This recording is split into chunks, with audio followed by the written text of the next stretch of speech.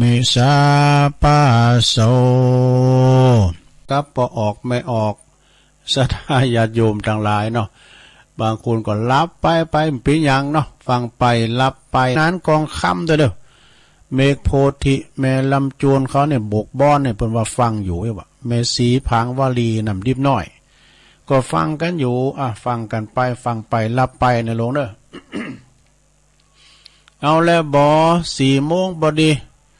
ตุลุงจะเตะทำกันเด้อเตะทำวันเกิดแฮปปี้เบิร์ธเดย์ของแม่ไข่แก้วบ้านเซ้ง ตำบลบ้านเป็นอำเภอเมืองจังหวัดลำพูนไผเกิดวันนี้ก็ดีนะอีเมเปิ้นครบ80ปลายแล้วเนาะ85ก็แม่เนาะเพิ่นได้กินเลี้ยงอยู่ก้า 85 ปีอะดูเอาอีเมถ้ามาหาลุงพอนะพุกวันติดเนาะอีเมว่าจะมาทำบุญติดดอยหน่อยพอดีว่าพุกก็มีงานข่าวดำตัวนะเปิ้นจะเขินศพมาก่อน9 โมงก็ได้กันแม่ดูหลวงพ่อว่ามาก่อน9 โมงก็ได้นะแม่เปิ้นจะมาทำบุญที่วัดดอยน้อยบุกไปมีงานข่าวดำโดยมาก่อน9 โมงก็ได้เนาะมาลมทำบุญถวายเพลโดยกะ หลวงพ่อบอกว่ามาก่อน9 โมงก็ได้เลยอ่ะ พวกนี้มีงานข่าวดำญาติโยมทั้งหลายโอ้ยเป็นที่เอ็นดูคุณที่เปิ้นตายเนี่ยเขาวัดเขาว่าช่วยการช่วยงานวัดว่าอารามจะดีนะคุณโตคุณตังมานางเก้าอี้เต้นพอดีเปิ้นก็เสียแก่ชีวิตไปคืนนี้ก็จะเป็นคืนสุดท้ายเนาะลูกเปิ้นก็ปิ้นผู้จวยปิ้นแม่ยิงโดยลูกเปิ้นนะอินดูเปิ้นเนาะเอาละเนาะศรัทธาญาติโยมเปิดบ่ถึงปิ้นการเสียเวลา แม่อมาลาวงแหวนเด้อเน้อพี่น้องตังพนอนขอนโมงด้วย ปากันว่าปูนที่กูขีดเล็กเนาะเปิ้นหอมซองมานี่ซองไปเกิดวันใดก็เพียนอธิษฐานจิตเด้อสมมติว่าเป็นวันเกิดเฮาไว้นะวันนี้ก็มีแม่ไข่แก้วบ้านเซ้งเป็นเก้าเป็นกันเดี๋ยวก็มาปันปอนเนอตัวลุงจะเตทำไปก่อนนะเตทำไปก่อนปุจการไม่ไหนอามาราธนาธรรมกับปุจการนั่นไอ้ แพะโปงนิปานังเยนะการังรัมมังเยนะกาไสยังปันดิโตตังโนมากังอุติสิตุงธัมมามุตตมังปัจจังอาราธนังกะโลมา เป็นนางน้องกันอาจารย์เนอะเดี๋ยวได้ขึ้นมาเวียนตานะนะโมตัสสะภะคะวะโตอะระหะโตสัมมาสัมพุทธัสสะโยจัมพุทธันจะธัมมันจะสังฆันจะสัลลานังคะโตจะตาลิอริยสัจจเนปัสสะติสัพพทุกขาปมุญจติติสาทะโวดุลาสัพปุลิสะทั้งหลายตั้งยิ่งใจหนุ่มเทาอันเมศรัทธาเก้าเป็นประธานต่างเมใจบานจมชื่นปีติตื่นยินดี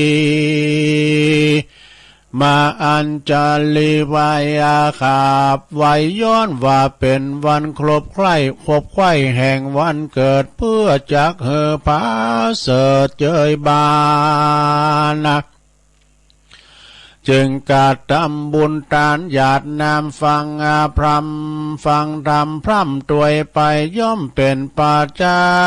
ยผ่องแผ้วเป็นด่างแก้วลัดด้านน้ำมันเนได้สดสารดีไปนาบอดตำจ้าเครื่องกาขอศรัทธาผู้เป็นเจ้าภาพอันยอมมือขาบกลมเก่าตั้งหนุ่มตั้งเท่ายิ่งใจอันอยู่ยายมวลหมู่อดทาอยู่ฟังไปแปลงใจสายตั้งต่อตามบัตรข้อกรรมทำบัตรนี้แด่เตอศรัทธา อันว่าสัพพัญญูปาพุทธาเจ้าตนเป็นปิณงาเกาอาติโลกาจารนำสัตว์สงสารมวลมากเฮอใดพ้นจากเครื่องกาได้เตสานาเก่าแก่ว่าสัตว์นาโลกไตสงสารเมพามานหลายแหลนนับบ่แป้สังขยามีหลายภาษาเชื่อเผ่าที่แต่นั้นเล่าก็หากเหมือนกันคือในปัจจุบันเอากำเนิดอันได้มาเกิดเป็นคนนะมีเนื้อตัวตนสันลิลกายย่อมมีเกิดแก่เจ็บตายปาดภาคบ่พ้นจากเสียนายบ่มีภายจักหลีกเว้นไปจากตังเส้นอนัตตาคือว่ากายาแห่งเราในพระเก่าจี้เป็นใจว่าบ่อใจของเฮาบ่อใจของเขาสักกากอันผู้อื่นหากมายื่นปานหากว่ามันกันหากว่าเหมือนกันจู้ผู้บ่เว้นกู้ยิ่งใจต้านต่างหลายมวลโมจุงพรำรู้ตามธรรมดังพระองค์คำบอกเล่าว่าคนเหล่านี้เล่าเมื่อเกิดหัวตีกายาเมียก็มาเป็นเด็กน้อยพงอ่อนอ้อยยาววายเมื่อนานเต่าไปก็มาคืนใหญ่เดียวย่างเตียวได้ไปมาต่อเต้าเมกายาเป็นหนุ่มเป็นสาวพ่องกอบมาขาวพ่องกอบมาดำแดงมาตามเผ่าพันแปงตกแต่งกำเนิดแห่งภัยมานะเมื่ออายุพันว่ายังหนุ่มมีเนื้อหนังจุ่มดีงามกันว่ากาลาตามล่วงแล้วไปนาอายุ14-15เลยไปเนื้อหนังใสล้ำล้นมาก็มาเหี่ยวย่นย่อนยานย่อนมาบ่เหมือนแต่ก่อนไปหลังย้อนว่าอันเนจังบ่มันบ่เตี้ยงรู้ความเงียงไปมาเนื้อหนังมังสาก็มายดยอย่นยอเป็นบ่ดีพอดีคอยแยงเคยแข่งแหลงแต่ก่อนบัดนี้ก็มาดูอิดอ่อนหิวฮอดกันว่าอายุฮอด60-70 ปีโลกาก็มาเมลายแหล่ปั่นดำปั่นแดงแผ่เต็มตัวผมยังหัวก็มางอเขียวฟันออกหลอนลุดหลอนลุดถอนทุกแซมซอนมากลำกินข้าวกินน้ำอาหารก่อนเป็นของข้าวหวานก็มายุดหย่อนบ่เหมือนแต่ก่อนก็ว่าดูลำบัดนี้แม่นจักตมยำลาบอ่อมก็ลือเป็นของจอมของดอง สัพพะของผักใบจำเป็นต้องได้อาศัยเลือกของกันเป็นของเปลือกบ่เขือพลอยตั้งบ่หอยและกิมปูตั้งแคบหมูแคบมันเข้าของคบฉันบ่มีอะไรกินบ่ได้หลายอันย้อนว่าเขียวฟันมันลุดหล่อนกินอันใดก็มายุดหย่อนปอป้ามันกินอาหารเกี้ยวยากันต่ำเตาและบักเขือพาว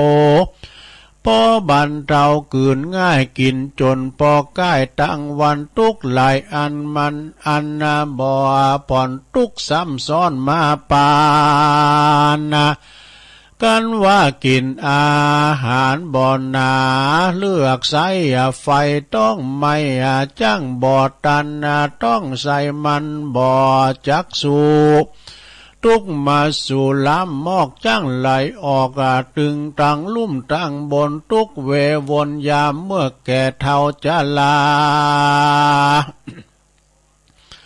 ตัสมาเหตุนั้นเราคนหนุ่มเรายิ่งใจอันนานั่งยายยายม้วนหมู่พร้อมนาอยู่ฟังธรรม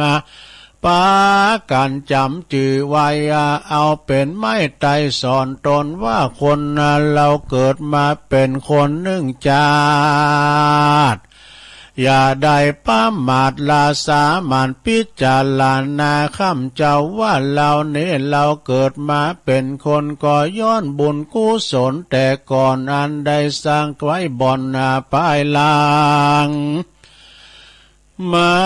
ป้าปังคืนขอบบุญสยองตอบเล่าลาเฮเมลักขานาล้วนทวนเมตีนมือบอดดวนขางอหูตา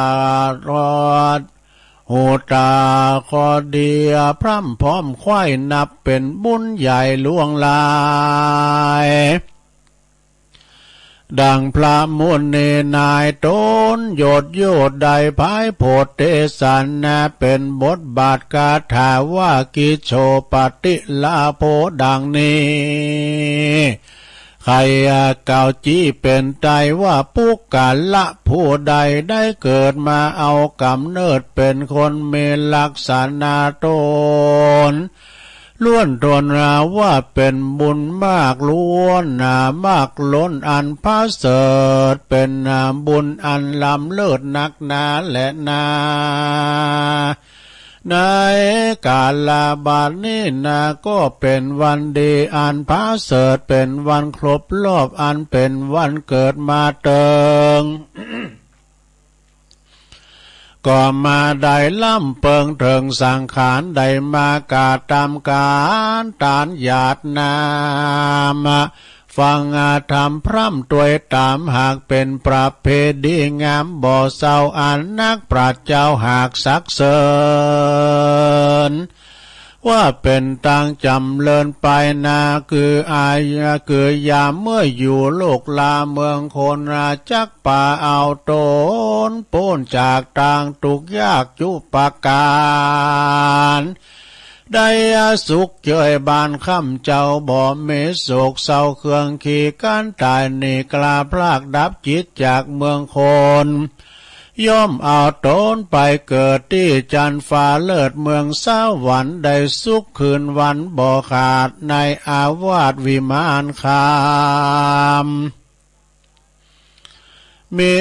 สัมปตินำหลายหลากอันเป็นติบหากยุอันแหลนนาบ่เต้าแต่นั่นกันบุญตนเสียงขาดได้ก่อยกาจากเมืองสวรรค์ได้ลงเอาตนมาพันมาเกิดเอากำเนิดเป็นคนย่อมมีตัวตนบ่เศร้าได้เป็นเจ้าเศรษฐีเขาของมีบ่ไล่ดูต่างใจเตตานมีปาลิวานเวทสองมีพี่น้องวงศาญาติกาเลิศแล้วมีมิตรแก้วสหายคามเตียนย่อมมานำเฮอใดยศสักใหญ่เป็น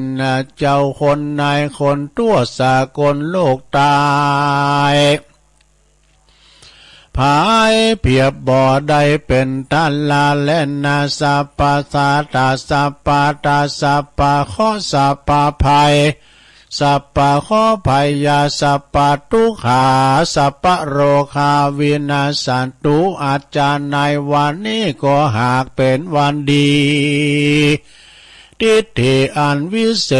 ษเหตุว่าวันนี้เป็นวันคล้ายวันเกิดของคุณแม่ไข่แก้วบานเซงแล้วก็ได้ท่านก็ได้ก็บ่ได้ป้ามาดลาสาได้บ่ได้เกิดมาปังเป่าตั้งใจเล่าปั้มเป็นกุศลเพื่อยกเอาตัวตนขึ้นสู่เฮอได้อยู่เจยบานได้สุขสำลานบ่ขาดต่อเต้าชาติปัจจุบันเฮอมีอายุผ่านเที่ยงตาว120 ขวบเขาวาสาพยาธิโลกาก็อย่ามาไกลเจ็บป่วยใครก็อย่ามาบานข้อตัวหาดอุบาทจงก้อยกาดนี้หาย โจรมารพลายถอยไหลก็อย่ามาใกล้เบียนควีจุมอาคีละลมร้ายจุงโคดค่ายนี้ไกลแม่นจักไปเหนือไปไตตกออกไตกู้ติสาตังสับปะพยาใหญ่น้อยจงกากาดก้อยเนหายโจกลาบหลายหลังข่าวมนมั่งเต้าเป็นดีโยสักมีเรื่องลาบใจยาภาพจุมปูหมู่ศัตรูไหลเข้ามาขาบวายมาขอเป็นข้าใจอาสาแม่นหิก็ขอฮือปันมาแม่นจักหาก็ฮือปันใดขอสมใจฝ่ายกูเชื่อดังฝ่ายเอื้อจุประการแด่เธอสิทธิกิจจังสิทธิกรรมังสิทธิลาโภชโยนิจังโสสัทธาโสติภวันตุเตนิทิตังขียาสังวันนาวิเศษจาห้องเหตุทำอานิสงส์ทำบุญวันเกิดก็บังโกมโสมเรสเด็จแล้วเต่านี้ก่อนแลสาธุสาธุสาธุเอาแล้วจบไปแล้วลงเฮ้ยทำแฮปปี้เบิร์ธเดย์ทำวันเกิดเนาะเอาแม่ไข่แก้วบ้านเซ้งตำบลบ้านแป้นอำเภอเมืองละปูนทำบุญหนึ่งวันคล้ายวันเกิดครบอายุคุณแม่85 ปีนะก็ขออำนวยโอโจกให้คุณแม่เนมีสุขภาพสมบูรณ์แข็งแรงเนอยู่กินอยู่ต้านไปแจกจ่ายไผที่เกิดวันใดก็ตามสมมุติว่าทำวันนี้ก็เกิดวันเกิดของเฮาเนาะแล้วก็ทำบุญชำระหนี้สงฆ์คุณแม่อมราวงแหวนพร้อมด้วยครอบครัวบ้านพันนอนขอนโมงแม่ลิมบนเนี่ยนะอุทิศส่วนบุญกุศลไปหาแม่อุ้ยสมเรือนเงินนะที่ลงรับขันไปก็ขอกุศลบุญไปหอดไปถึงเติงตานเนอแต่กินในบริโภคปิ้นข้าวติบนะติบเนอปอนี้ก่อนเนอหยาดน้ำในลงเนอยะถาวาลิวะหาปูลาปาลิปูเลนติสากะลังเอวะเมวะอิโตทินังเปตานังอุปกปติอิสิตังปฏิตังตุมหังคิปะเมวะสมิสตุ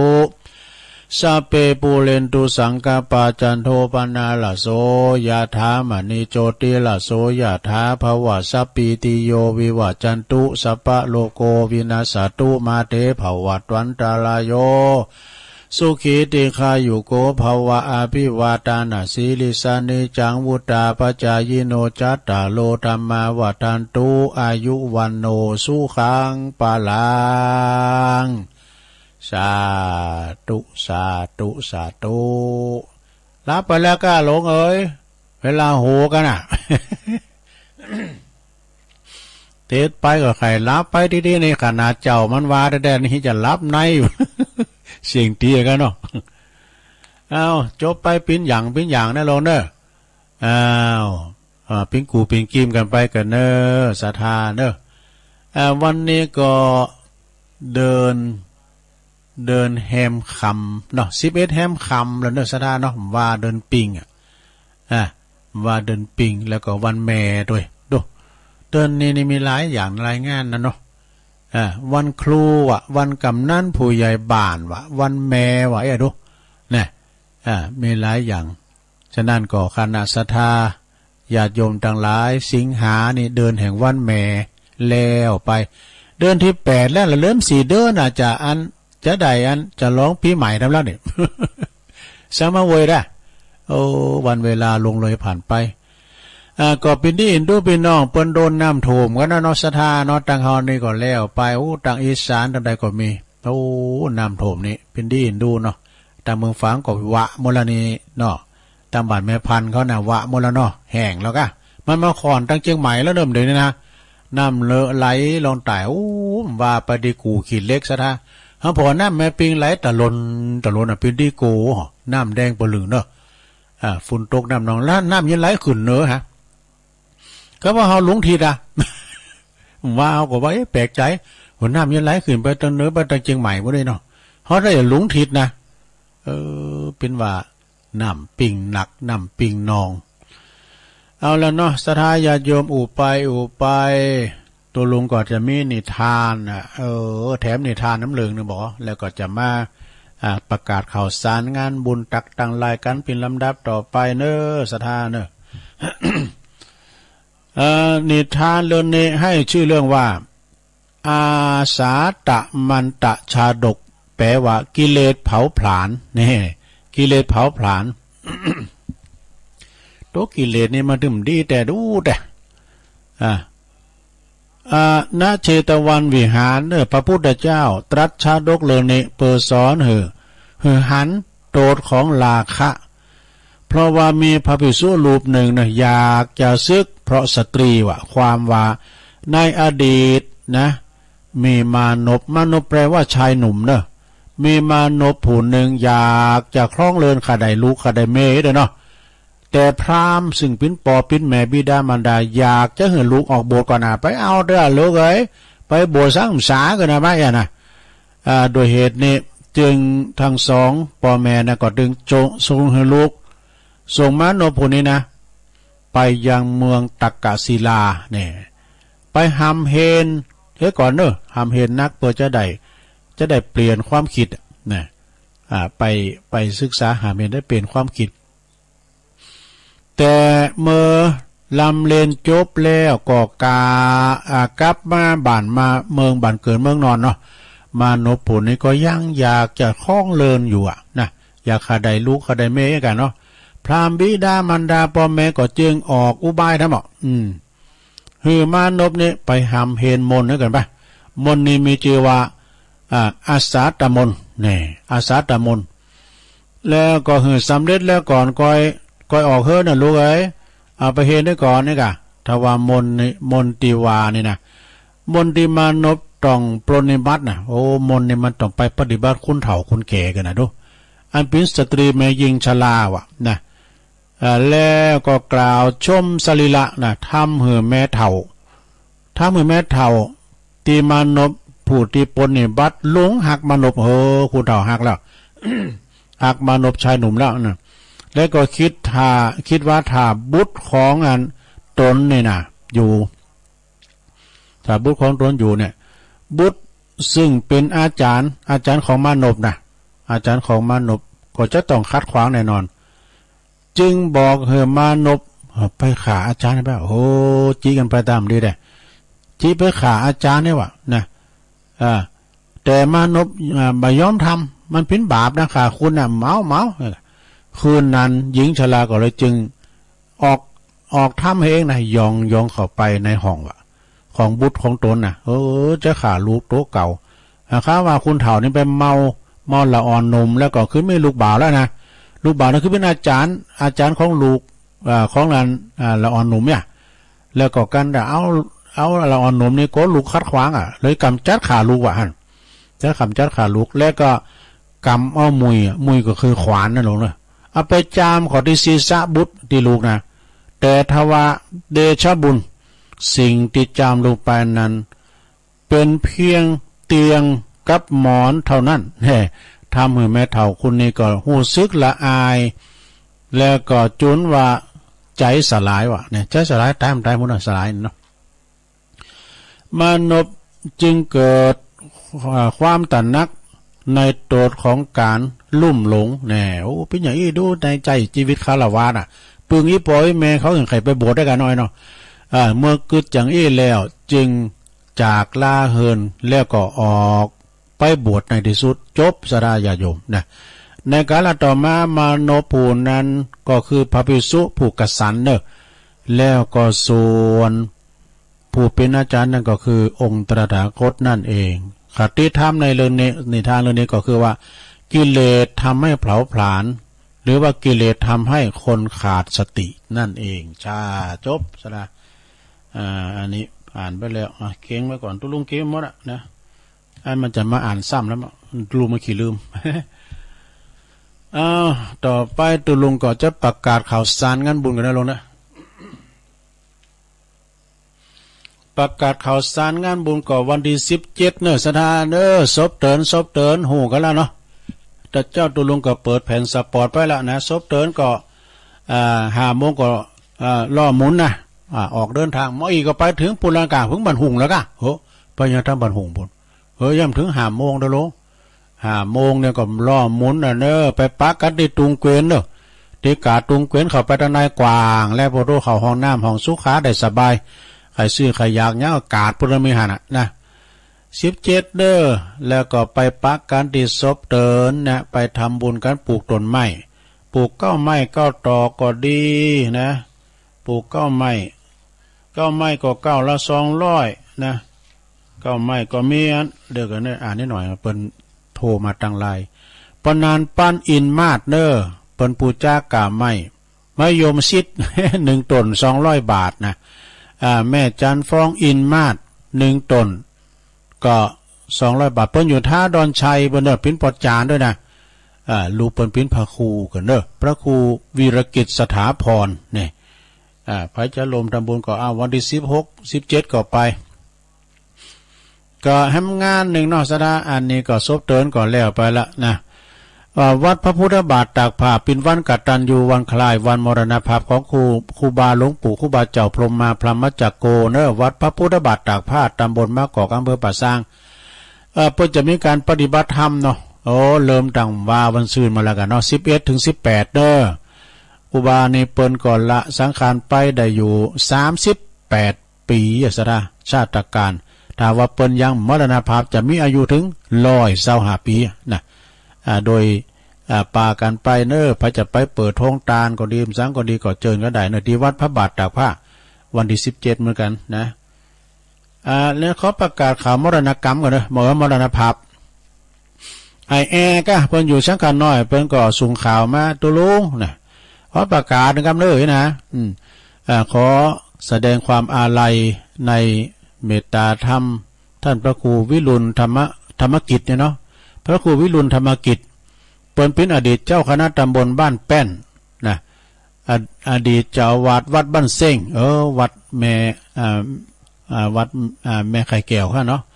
วัดบ้านเซ้งนะเปิ้นอายุได้อยู่76 พรรษา55เด้อเปิ้นจะปิดศพทำบุญสัตตมวันปิดศพวันที่16 สิงหาวะนะเปิ้นได้มรณภาพลงไปครูบาอาจารย์เปิ้นก็ละสังขารกันไปศรัทธาญาติโยมทั้งหลาย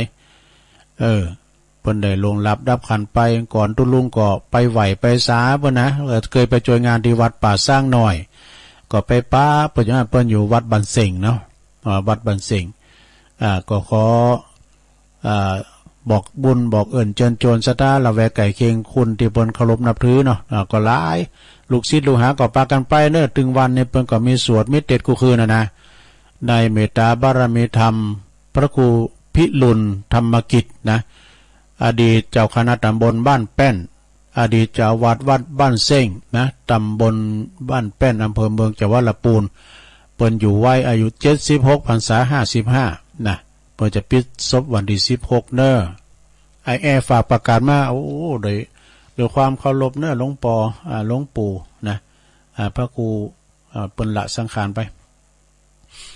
เอางานต่อไปสดาญาโยมเนาะขอเชิญโยมทำบุญพิธีเททองหล่อรูปเหมือนครูบาท่านพระครูวรวุฒิคุณหรือว่าครูบาอินโทเนอแล้วก็ครูบาบุญปัญโยอดีตเจ้าวาดวัดคันธวาสทุ่งปุ๋ยในวันที่27 สิงหาปลายเดือนเนี่ยเนอก็ปากันไปจะไปปูชาแผ่นดวงแผ่นทองปูชาทองก้อนนะเปิ้นหล่อโดยทองผสมนะทองสำริดผสมนะไปปูชุมปูชากันได้เนอในเมตตาบารมีธรรมท่านพระครูสุคนบุญญากรเจ้าคณะตำบลสันติสุขเจ้าอาวาสวัดคันธวาสทุ่งปุยแล้วก็เมตตาธรรมอาจารย์พระมหาชาญชัยธรรมเมธีนะปท9ปลงบอยเขาเนาะนะต่องานต่อไปญาโยมก็ทุกวันที่23เนอะทุกวันที่23ก็ที่วัดศาลาตำบลน้ำแพร่อำเภอหางดงโดยเมตตาบารมีธรรมหลวงปู่ท่านพระครูทองคำ ท่านพระครูโชติสุวรรณสอนนะฮะเจ้าอาวาสพร้อมด้วยคณะสัตยาเปิ้นก็จะทำบุญทักษิณาอุทิศถวายให้กับครูบาเจ้าอินตากตปุญโญทุกวันที่23นะ หลวงปู่ครูบาท่านพระครูพิพิธปุญญาภิรักษ์เนอกลางคืนก็ไปฟังเทศน์ฟังธรรมฟังสวดกันนะวันที่23นะทุกวันที่23งานต่อไปสราญาติโยมนะตุลาเนี่ยเป็นว่าประกาศเตือนมันกายอยู่นะกันยายังมาเด้อตุนี่นะเอาก็ประกาศเนาะงานบุญกฐินครูบาอาจารย์ก็มาเลยๆนะมากันเลยเอาประกาศสราญาติโยมโดยว่าวัดสันเมืองตำบลหนองหล่องอำเภอเวียงหนองล่องเปิ้นได้สร้างห้องน้ำห้องสุขา18ห้องด้วยกันเด้อเริ่มเดี๋ยวนี้เป็นกำลังปลูกกระเบิงปืนนะพระจะปิ้นจะภาพกล่องละ300หรือว่าตารางเมตรละ300ก็ติดต่อได้นะที่ท่านพระคุณนันทบุญญาเขตอาจารย์สลีบุญเติมเจ้าอาวาสหรือว่าพระอาจารย์เน้นหลักปัญโยนันก็ได้เนอะแล้วก็ตีปกำนันวิวัฒน์ปัญโยยอดก็ได้นะปรามติบแล้วทำงานหนึ่งก็วัดทุ่งเศรษฐีสันต่อนะเวียงป่าเป่าปุ๊กกระปูกระเบิงสลาเหมือนกันเนอะปูปื้นตารางเมตรละ300เหมือนกันนะก็ติดต่อได้เนอะวัดใหม่มณฑารามนะวัดใหม่เหล่ามณฑาเหล่าเป้าเปิ้นก็จัดซื้อที่ดินถวายวัดนะว่าเปิ้นสร้างวัดใหม่ตารางเมตรละ300นะพายจะรวมทั้งหมดว่าในพี่น้องเรามณฑาไปกันจะหลายพอเราประลงทรงเขาอินตาเปียนะตั้งประคูกิจพัฒน์เขานี่ตั้งไอ้จำรัดเขานะเปิ้นไปกัน 3-4 ลำหนดกันนะตั้งงานบั่นกลางก็ดีซองแควก็ดีโอ้คนหนักก็หลายกันนะก็มาหนักกันหลายก็แต่ไปจอยการจอยงานโอ้คุณหนักคุณหลายแท้ๆว่าขนาดว่าฝุ่นตกฝ้ายย่อย ยังเจ้าก็ยังตกอยู่นะก็ว่ามันตกก็คุณก็ยังไปนักโดยบารมีธรรมเนาะเปิ้นสั่งวัดใหม่เหมือนกันอันนั้นแปลงศาลาจาดงามเนอะศาลาการประเด็นของกูขี้เหล็กนะในเมตตาบารมีธรรมหลวงปู่เจ้าคณะอำเภอดอยหล่อเฮานี่ก็ไปเป็นเก้าเป็นการตั้งสายหลายปีก็มีเมตตาบารมีธรรมหลวงปู่รองเจ้าคณะอำเภอโดยนะแล้วก็เจ้าคณะตำบลโดยนะหลายตุนหลายองค์เปิ้นมากันเนาะเดี๋ยวตุลุงก็จะตักตังลายกันเนอะสถาเนอะวันนี้ก็กันเดียวจบจากตุลุงก็ไปลืมเด้อฟังเสียงธรรมจากวัดจันทร์อาจารย์ท่านพระมหานิคมจะได้เข้าสู่รายการต่อจากตุลุงหน่อยมีกล้ามเดิมแรงเพื่อนนะ6 โมงถึง 2 ทุ่มนะอันนี้ขยายกระจายเสียงไปทางเวียงป่าเป้าแม่ขจารโมเดิร์นเรดิโอขอตักตังลายสักหน่อยก็มีอันนี้ก็ทำทางพ้นทุกข์เนอะนี่ทับมาทางลายนะคุณแม่จันยายจันนะฮะคุณแม่ยายจันดูขอความกำลังเข่ากำลังเปิดโทรศัพท์คุณยายจันเรือนสายเวงตาการเนอว่าก็มาแม่จันก็มาแม่เดือนเพ็ญก็มาสาวยองลำพูนตักมาแถมแม่สีทอนจากหนองบัวชัยปราการแม่สีดาคนงามจากเวียงป่าเป่าโดยบุญช่วยบุญผลโดยเนอะคุณแม่กันดาศรีเนตรฟังอยู่เจ้านะแม่นีนะอันนี้อยู่ตาตุ่มแล้วก็มีชมรมสกาย75นะแม่ชีกันธนีสายยะโดยพระมงคลเนอะมนชีพจากน้องเอิกเนาะฟังอยู่เนอะเป็นกำลังใจตุปีครับโอ้ยกินข้าวลำนั่นแหละพ่อน้องตุปีแล้วก็มีแม่พลอยมานีจากป่าหาดตำบลเมืองจีเนอะกับใบสาตุลุงฟังอยู่เจ้าแม่แดงอัมพรจากแตนดอกไม้จอมต้องโดยนิกรชายน้อยอันนี้ก่อนน้องล่อง1นะฮะฟังอยู่เนออากาศวันนี้เย็นดีครับแต่ก็อัมพรกันถ้ามีโยมแม่ฟังอยู่เนอสันเมออยู่สันโยมแม่ฟังอยู่พออยู่สันเมืองกันเนี่ยแล้วก็มีกลุ่มเทพารักษ์เพื่อนพ้องน้องพี่ตัวนะพี่ใหญ่บรรจงการทัพวงจากน้ำดิบเนอตัวแทนเนอแม่สายพินกัลยาจังซอสถาบันธรรมวิวัฒน์ไปแน่นอนนะเนาะเรือโยมปียุพินหอมมาลาพี่น้อยจากแม่หยวกเนอะนะหน้าสารกลางเชียงใหม่ท่านเจ้าอธิการวิชาสุจินโนอันนี้เปิ้นอยู่เจ้าคณะตำบลมงน้อยเนอะเจ้าวัดป่าตานเอิ่นไปตังปอคูสุทัศน์กันทวังโดยนะ ไอพงบันแซมด้วย พงปันสร้างแม่ครูทองคำที่วงคำเนอจากเสาหินสีโบบานนะฮะเอื่นประตังแม่กองคำลินตะพานด้วยเนอ แม่ชื่นใจไพรวันโดยนะฮะอันนี้ก็ฟังอยู่ปางน้ำถูกดอยสะเก็ดนะฟังตุลุงอยู่เนอกลับภาษาสาธุสาธุเจ้านะอันนี้ก็ตักมาตั้งหลายสดาญาโยมปิ้นกำลังใจกันนะหลายด่านโอ้ยตุลุงมาดื่มแตนเบอร์นะอันโทนี่นะก็ตักมาตั้งหลายได้ตุลุงก็ยัดตักออกอากาศด้วยเนาะแล้วเปลี่ยนบรรยากาศได้แล้วตัวไปอู่นักอู่มาตั้งแต่เจ้าเนี่ยเอาเปลี่ยนกันพ้อง ลุงจะต้องเปิดสายหนาไม้ในลุงเนี่ยโทรกันเข้ามาในเบอร์0899556506เนี่ยก็โทรกันเข้ามาเนอเป็นกำลังคิดกำลังใจกันพี่นั้นกองคำฟังอยู่เนาะกองคำเมฆโพธิอันนี้ปอดจานปอดบกบ้อนอะเจริญปอนเจ้าไว้ซะเจ้าวันนี้ตามกติกา เจ้า12 สิงหาลูกหลานตันเต่าเป็นวันเมเจ้าเนินนายลูกหลานบ่ว่ายิ่งใจวันเมของนายมีตึงวันเก่าว่าเดียวซ้ำหายโควิด19โอเมคนเจ้ายังบอกให้ไหนคือท้าคนทองบ่โทษบ่ลายพูดจักดีใจได้ยินเสียงเจ้าเลขเปิ้นดีจนแก่จนเฒ่าเฮาเป็นลูกเต่ากตัญญูคือเปิ้นสุขใจว่าต้องอดสู้ช่วยกันเลี้ยงดูพ่อแม่และเจ้าคุณพ่อแม่บ่มีหยังเต่าแม่คือพระเจ้าเฮาเด้อมีเงินมีทองมีเศษมีเหลือปันเปิ้นของเด้อข้าเหลือใจเจ้าความจริงแล้วนะพ่อแม่ของเฮาบ่หลบพ้นเจ้าเงินทองถ้าหากลูกหักมีเขามีของมีเงินมีทองดีใจด้วยเจ้าอันสุขใจใดสุขใจแก่เจ้าที่มีลูกเจ้าเขาเป็นคนดีอยากสุขอยากเห็นหรือเป็นเศรษฐีถ้าเป็นคนดีมีสุขใจเจ้าใครเล่งพ่อแม่บุญจะพุ่งเจ้ามั่งมูลสุนเจ้าจะเลื่อนมั่งมีบ่มีทุกอย่างมีสักมีสีเพราะว่าทำดีเลี้ยงพ่อแม่เจ้าเอาดอกมะลิไหว้สากับเก่าแม่คือพระเจ้าเฮานายเจ้ากำย่องวันละกรรมนะเจ้ากำที่จานว่าจะอยู่กรรมว่าสัมมักนะเจ้าเนาะภาษาไทยเรียกว่าสำลักครับอ้าว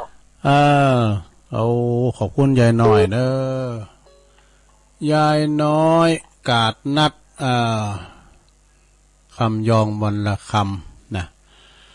อ้าวโทรเข้ามากันแถมเวลามีหลายอยู่เนอะสถานเนอะเจริญปอนโอ้ยสาครับลุงครับนพเก้าอะนพเก้าครับผมสระปีเนาะครับผมสระปีวันนี้ฟังตุลุงครบกันนะครับธรรมะสาระและก็บันเทิงโอ้ขอบคุณหลายๆฟังแล้วสบายใจครับตุลุงครับโอ้ฟังไปติ๊กๆเนอะฟังแล้วสบายใจฟังไปเนาะเป็นกำลังใจตุลุงนะครับขอบคุณนพเก้าเนอะเจ้าสาธุสาธุครับนี่คนหนุ่มคนกำนะเป็นยังฟังนะสดาญาโยมเนาะนพเก้าไปอยู่สระปีเจริญปอนเจ้ากลับไม่จ่าเจ้าตุลุงขอไปบัญชีค่ะโอ้ดีว่าตุ๊กเกิดจิมเจ้าตุลุงจดไว้ไหนก็เดี๋ยวจะบอกเนอะเจ้าเดี๋ยวจะรอจดเอาเนอะตุลุงเนอะเอาหน่อยดิเดี๋ยวกันตุลุงจดไว้ไหนเนี่ยว่าไปเลยน้อยเดี๋ยวคนอาจจะเน่าเคยฟังไปก่อนจะเจ้าตัวข้าจะเล่าเรื่องคนเฒ่าชาราหลานเป็นห่วงเจ็นล้ำบาได้อวดหูเต้งามันเขาเว็บว่าอย่าได้เรอสาประมาทพ่อปู่ทำบุญกินตาลวันศีลวันธรรมอย่าขาดจะไปเมาทำถ้าบาปมันจะติดตัวถ้าไปทำบุญเอาไว้เถอะมันบาดใจหายไปไหนเอาเป็นห่มพ้อมใจหลานเป็นห่วงเป็นใยปู่เป็นคนเฒ่าชราจะไปนั่งกินนั่งอยู่หลานขอร้องอีปู่ จะไปกินเหล้าเมายาลูกหลานมาใจรักคนเท่ามักกินมักปากเป็นเท่าแห้งเท่ากาเป็นเท่าปลาร้ามาเห่าบ่ฮู้จักวัดจักว่าบ่ได้นินทาแกล้งเล่าบ่แย่งพอตัวเก่าผิวพรรณเหี่ยวแห้งเอ็มที่เขียวก็พอเว้าผมก็เป็นสองสีหันสาวน้อยเจ้าจีกะลิดบ่ดีเอิ้นยอมแต่เอกนาตรุงนะสายไปก็จะเก่านะเจ้านะ เอาขอบคุณแม่สายพินเด้อจ้า เจ้ากันแต่งเอาละแต่ออกจากจิตคิดออกจากใจถ้ามันคิดฝาดจะใดก็ขอเอาไปจิมเนื้อเจ้าเดี๋ยวจะรอเอาเลขหมายเลขบัญชีเนื้อเจ้าเน้อจ้าสอหาอยู่จ้า เจ้าสาธุเจ้ากลับไปสาเจ้าดูหลวง เจ้าสาธุสาธุ สาธุขอบคุณเจ้าคุณแม่สายพินกัลยานะจังซอประจำคืนเฮาได้แล้วเนอไม้เหล็กซบเตอหน้าไผขาได้เด้อเกียมปากกาไว้เด้อใต้รายการจะบอกเจริญป้อนไปสาเจ้าตะลุงไปสาวรักเจ้าใช้ปากกามาแล้วเจ้าฟังตะลุงอยู่นะเจ้าฝุ่นตกแล้วเนาะเจ้าหยุดแล้วเจ้าตะลุงถ้าได้ย่างให้กาได้น้อยตกกับเจ้ามีอันเปลี่ยนไปแล้วนี่เจ้าฟังตุลุงตั้งแต่เปิดเพลงโดยน้อยแล้วนะเจ้าโอ้ตุนเจ้าเนาะ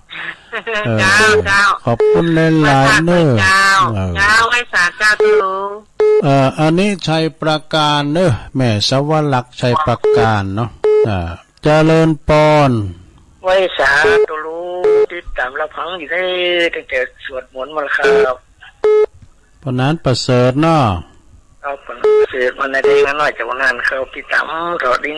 ฉันนั่งเสียทำตัวโอ้ดีใจออกวันใจเข้ามาน้อยนาแดงเมืองนานเนาะครับยินดีปนานเนอะขอเขียนสมุดธนาคารชุกเตือนนี่มีละมีก็เดี๋ยวเก็บปากกาไว้เด้อเดี๋ยวเก็บปากกาไว้เดี๋ยวลุงจะบอกกันเลยนะจ้าขอบคุณเนอพระจะเอาก็เกมปากกาไว้เนอสนาเนอขอบคุณปนานเนอมีชุบนะครับได้สั่ง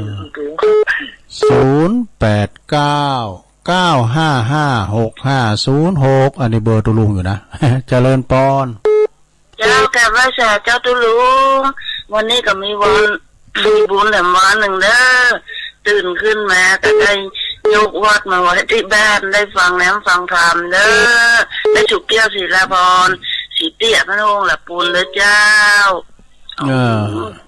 วันนี้แม่สายพินเพื่อกับมาแม่น้อยเพื่อกับมาแล้วเนาะโธ่วันนี้วันคล้ายวันเกิดแม่จับแก้วกับเจ้าแม่ไข่แก้วจ้ะบันเสกไม่ไข่แก้วขอแม่ไข่แก้วมีสุขภาพสมบูรณ์แข็งแรงเด้อตูอย่าได้เจ็บอย่าได้จนนะเจ้ากลับไปจ้าสาธุเจ้า0899555656เจริญปอนเจ้าก็สาเจ้าตุลุงต้องได้ไหมอุ้ยสาวทุ่มตะวันเจ้าอุ้ยสาวเนาะทุ่มตะวันกิจกรรมได้พูดกับตุลุงกิจกรรมไม่สายพินซอนี่เขาถ่าดีเลยจ้ะเป็นจังซอดูมันมีแต่เนาะแม่น่ะมันมีแต่เป็นอันแต่เป็นปู่สอนหลานน่ะเนาะน่าจะเขาถ่าดีแต่เฮ้ยแบบจริงแต่ภูมิปัญญาเนาะยินดีอุ้ยสาวเนอะคุ้มตะวันเมืองวะเนาะลงเนื้อลงไตเจ้าเนอะวันที่3แล้วโอ้ตื่นเจ้าสาธุสาธุน้อยก็ม่วนเนอะน้อยอาจารย์หนงอภิญญาเป็นแต่งเหรอยะม่วนไม่ได้เลย2เพลงได้แม่ถึงข้าวฟังถึงได้แม่ไพ่ร้านบ้านขวางว่ะเป็นเรื่องเพลงเอกเนอะแม่ไพ่บ้านขวางเจริญปอนไม่สาเจ้าตุลุงฟังอยู่เนอะจากลำปางไม่น้อยอุตุนีมันไหลนั้นน้อยเจ้าครั้งนี้ตี3แล้วเจ้ามันไหลนั้นน้อยเนาะไปผ่านตัวเจ้างานคืนบุญญาวาสเนาะ เจ้าบุญยวัดเจ้าโอ้เพิ่นก็ตื่นเจ้าแต่เด้อก็เด้อก็ฟังท่านมหาดำเด้อ6 โมงถึง 7 โมงท่านมหาสมชาติชาตปัญโยปนจะเข้า6 โมงนะ6 โมงถึง 7 โมงเจ้า5 โมงนี่ก็ท่านมหานิคมเสียงธรรมจากวัดจันทร์เนาะสาธุนะแม่เด้อแม่น้อยอุตุดีเจ้าไว้สาเด้อตุลงเด้อไว้สาเจ้าฟังตลอดเลยนะโอ้ไปไออยู่เด้อไอเลิฟอยู่ไอเลิฟอยู่แม่จันทร์ชมว่านะครับเจ้านวัตการเจ้าจากฝนตัวนะแกไปวัดอะพระโธเรียกโคตรไปฟังธรรมมานะตะคืนเป็นวัดเข้าหรือว่าขายว่ายดน้ำฮ้อน2 แก้วกินน้ำฮ้อนกินน้ำอุ่นไปเจ้าน้ำฮ้อนลวกคอลงไปเลยเจ้าแต่ว่าก็กดแล้วมันประจานเปิดเราก็ฟังไปว่าแหมจดขาบ่ได้ว่าจดขาบ่ได้ได้เห็นตุลุงเอิ้นหาอยู่โตหาอยู่ด้วยต่างกันตัวแทนแต่ไม่อายดักวิทย์เนาะแม่จันแม่ซีโนนซีจุ่มเขาก็ดักวิทย์แต่เป็นส่งไล่มาเหมือนกันฟังอยู่เด้อเจ้าส่งไลน์เจ้าให้กำลังใจนะเจ้าตุลุงขอบคุณแม่จันสมเด้อ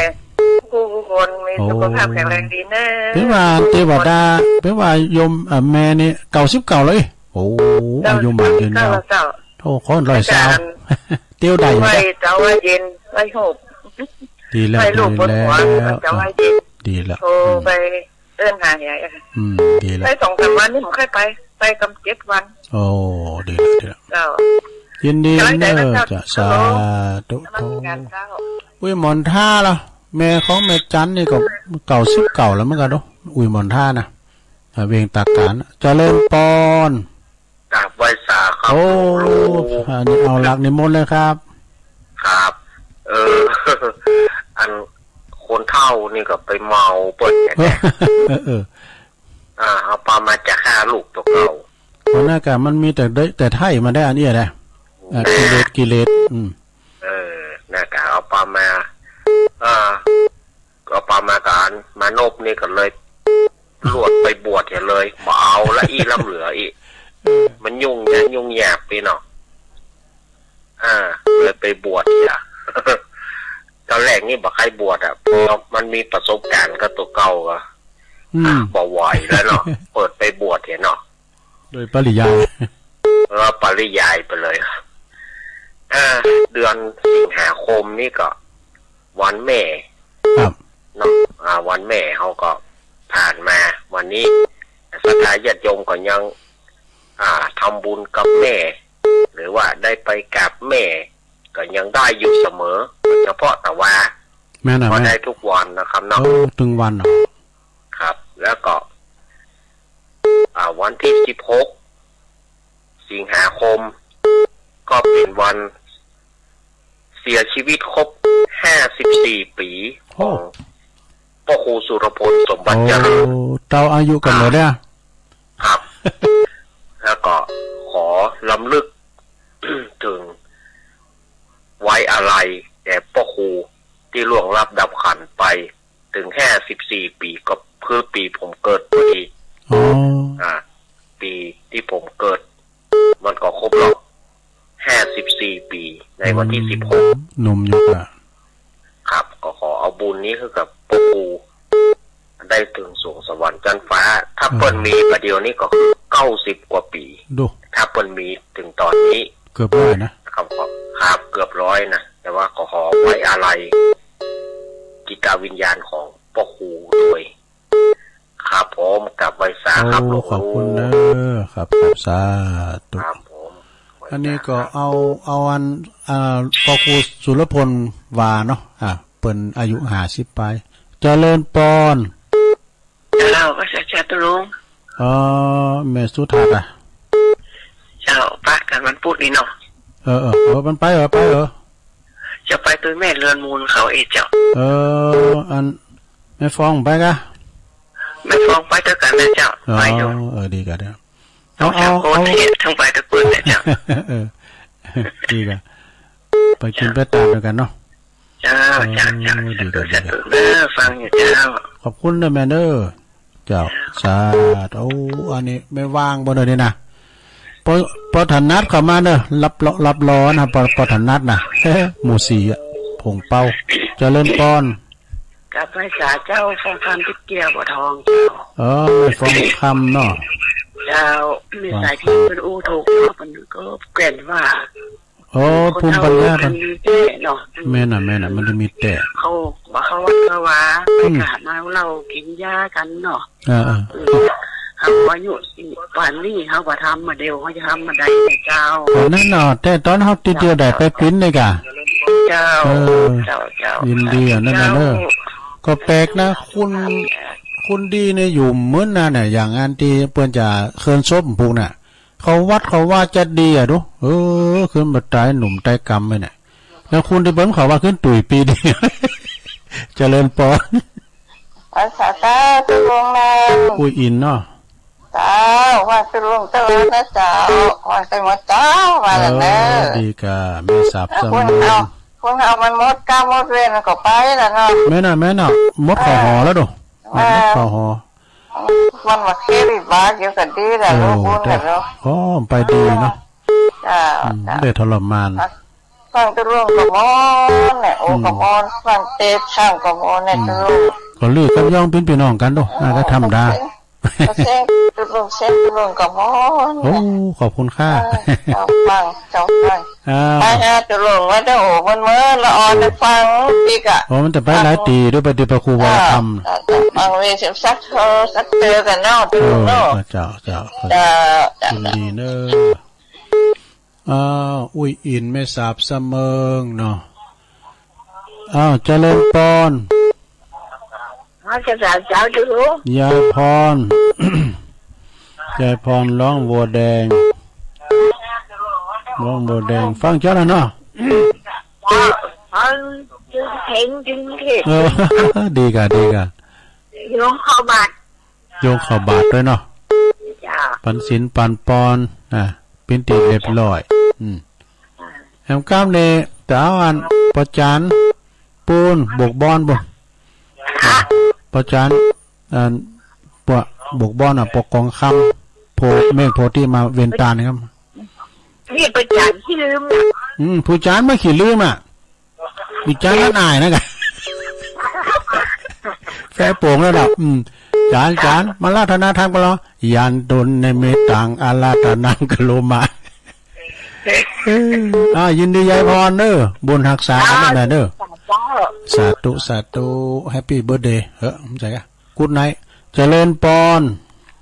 ไว้สาครับลุงตั้งได้จ้ะปอนันปันปอนันปันมาแล้วก็ตุกอูนตั้งไปแล้วเนี่ยนั่นตุลุงอ่านแล้วเหรอลุงอ่านแล้วครับปอนันปันเนาะอินมาดดีนะพระครูเปิ้นก็ส่งไลน์มานี่แล้วครับเปิ้นก็เดี๋ยวครูไปพูดไปที่ศูนย์ปฏิบัติธรรมหลายวัดหลวงปู่ลาจัดทิพย์ไปทำไปปฏิบัติธรรมบุญเนาะครับดีกะที่วันปู่ดีกะดอนใจขอบคุณบรรณาเนอสาธุนี่เปิ้นนั่นอยู่ท่าดอนใจอำเภอแม่ทา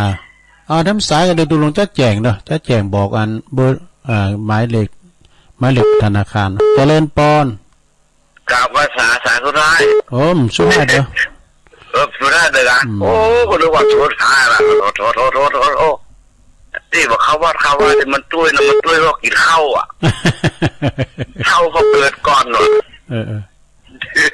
โอ้ยมันก็เป็นธรรมดาแต่ว่าเขาต้องพอเดินนับเตะบูธฟังชาวนี่นะมันจะมีสักกี่คนเนาะมูนัตเตวดามูบริการนะไปหาบริการแต่ว่าต้องฝนตก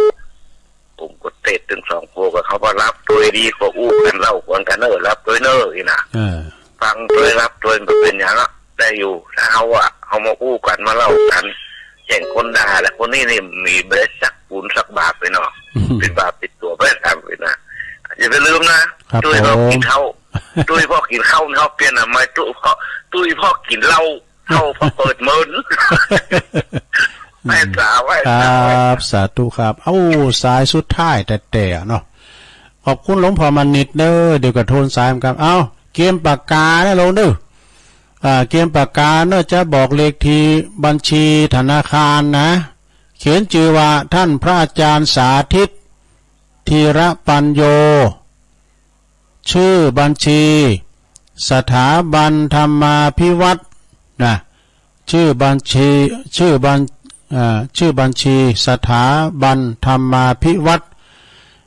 เลขที่บัญชี536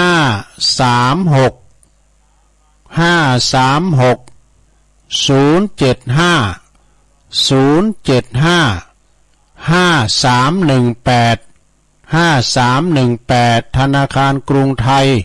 สาขาประตูชัยนะอันนี้อาจารย์ท่านมหาสมชาติเป็นส่งไล่มาให้ตุลุงนะเอาทำกล้ามเด้อท่านพระอาจารย์สาธิตธีรปัญโยอันนี้ชื่อบัญชีปะนะชื่อบัญชีสถาบันธรรมาภิวัตรเลขบัญชี536-075-5318 ธนาคารกรุงไทยสาขาประตูชัยเนอะจะโทนสายกันนะลงเนอะจะโทนสายก่อนวันนี้ได้มันหนักกว่าตุลุงกินเวลาเพิ่นลำไปนะเป็น16สายเนาะยายน้อยกาดนัดเจ้าของกาดบ้านดอนโลงตำบลแม่แรงนพเก้าจากสารพีฝ่ายแดงมาใจสุมาเด้อนี่เป็นคุณหนุ่มคุณกำคุณแม่สายพินกัลยาช่างช่างจ้อยประจำคลื่นสีขาวไปเด้อแม่สายพินเด้อ17นะไปซอบนน้องบิวจะไปแม่สวรรค์ชัยประการนะปนนานประเสริฐนาน้อยนาแดงเมืองนานบนพี่น้องบ้านไก่แม่สุกแก้วศรีลาพรแม่อุ้ยสาวคุ้มตะวันเมืองวะเนอะแม่น้อยอุตุดีบ้านไร่นาน้อยจากลำปางฟังจากบุญญาวาสแม่จันโสมานีจากหลังกาดแม่สาวแม่อายสามเณรเอาลักปัญญนานปนมาสรุปธรรมตุลุงโตยนะแล้วก็แม่สุทัศน์ดีมูลแสนพรหมทุ่งปีแม่วางแม่ฟองคำติ๊บแก้วนะบ้านไร่บ่อทอง แม่อุ้ยอินแม่สาบเสมิงนะเสียงตุลุงโมนดีว่ะ ยายพรร้องวัวแดงสันกำแปงเจียงใหม่แม่ปนนานปั้นอินมาดบันทาดอนชัยหลวงพ่อมานิษฐาวโรสำนักสงฆ์หอมบุญเบอร์ที่16วันที่16สิงหาเป็นวันคล้ายวันมรณกรรมของสุรพลนะราชาเพลงลูกทุ่งเอาละเนาะสถาพอสมควรตุลุงนำรายการจากลาสถาไปก่อนปักกันใหม่ในวันจันทร์วันการเวลาบ่าย3 โมงตอนแดงเนาะแล้วก็เมื่อเจ้าก็ปักกันได้ใหม่วันพัดศุกร์เสาร์เนอะต่อไปฟังอาจารย์ท่านพระมหานิคมต่อไป5 โมงถึง6 โมง6 โมงถึง7 โมงก็ฟังท่านพระมหาสมชาติชาตปัญโยต่อไปโชคดีมีใจเนอจัตตารุธรรมาวัฏันติอายุวันโนสุขังปาลัง